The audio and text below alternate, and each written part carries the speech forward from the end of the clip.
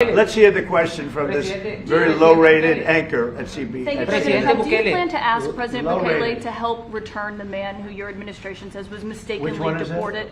The man who was mistakenly deported to El Salvador? Well, let me ask Pam, would you answer that question? Sure, President. First and foremost, he was illegally in our country. He had been illegally in our country.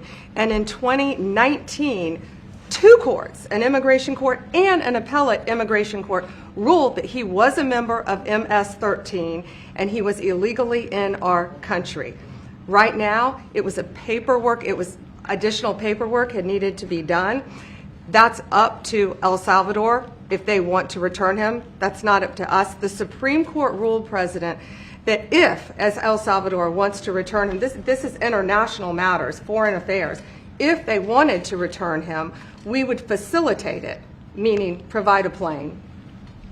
So will you return him, President And Bukele? you are doing a great job. Thank you. Stephen Miller, wait a minute. Can you just also respond to that question? Because, you know, it's asked by CNN, and they always ask it with a slant, because they're totally slanted because they don't know what's happening. That's why nobody's watching them. But would you answer that question also, please? Yes, gladly.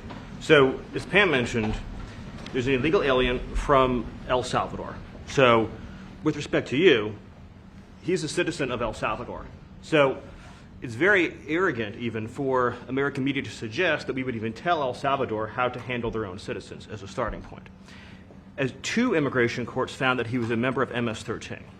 When President Trump declared MS-13 to be a foreign terrorist organization, that meant that he was no longer eligible under federal law, which I'm sure you know, you're very familiar with the INA, that he was no longer eligible for any form of immigration relief in the United States. So he had a deportation order that was valid, which meant that under our law, he's not even allowed to be present in the United States and had to be returned because of the foreign terrorist designation.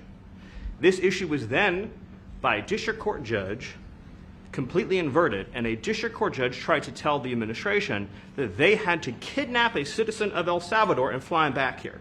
That issue was raised to the Supreme Court, and the Supreme Court said the district court order was unlawful, and its main components were reversed 9-0 unanimously, stating clearly that neither Secretary of State nor the President could be compelled by anybody to forcibly retrieve a citizen of El Salvador from El Salvador, who again is a member of MS-13, which, as I'm sure you understand, rapes little girls, murders women, murders children, is engaged in the most barbaric activities in the world, and I can promise you, if he was your neighbor, you would move right away. So you don't plan But to the ask for Supreme anything Court's to get asking him back? to. And that- what was the ruling is that your in the Supreme Court, Steve? Was it 9-0? Yes, it was a 9-0 In our favor. in our favor against the district court ruling, saying that no district court has the power to compel the foreign policy function of the United States. As Pam said, the ruling solely stated that if this individual, at El Salvador's sole discretion, was sent back to our country, that we could deport him a second time. Well, No version of this legally ends up with him ever living here because he is a citizen of El Salvador. That is the president of El Salvador. Your questions about it, per the court, can only be directed to him. I asked ¿Usted lo President liberaría, Bukele, Presidente what is Bukele? can President Bukele weigh in on this? Do you plan to return him? Well, I'm suppose you're not suggesting that I smuggle a terrorist into the United States, right? It's I mean, always how can I return him to the United States? Like, I smuggle him into the United States, or what do I do? Of course, I'm not going to do it.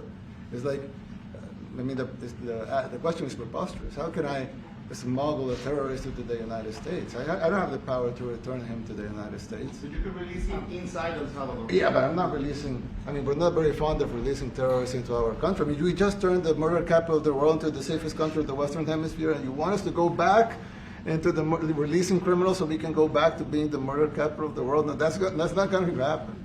Well, they'd love to have a criminal, released into our I mean, there's a fascination. They would love it. Yeah. They're sick. These are sick people. Marco, do you have something to say about Yeah, I mean, Stephen outlined it. I don't understand what the confusion is. This individual is a citizen of El Salvador. He was illegally in the United States and was returned to his country. That's where you deport people, back to their country of origin, except for Venezuela that wasn't refusing to take people back, or places like that. I can tell you this, Mr. President. No, the foreign policy of the United States is conducted by the President of the United States, not by a court. And no court in the United States has a right to conduct the foreign policy of the United States. It's that simple. End of story. And that's what the Supreme Court held, by the way, to Marco's point. The Supreme Court said exactly what Marco said, that no court has the authority to compel the foreign policy function of the United States.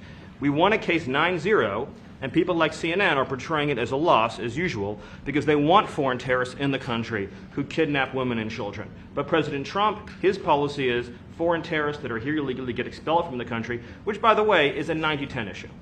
Well, Mr. President, you said that if the Supreme Court said someone needed to be returned, that you would abide by that. You said that on Air Force One just a few days ago, and they said that it must be facilitated. Why don't you just say, isn't it wonderful that we're keeping criminals out of our country? Why can't you just say that?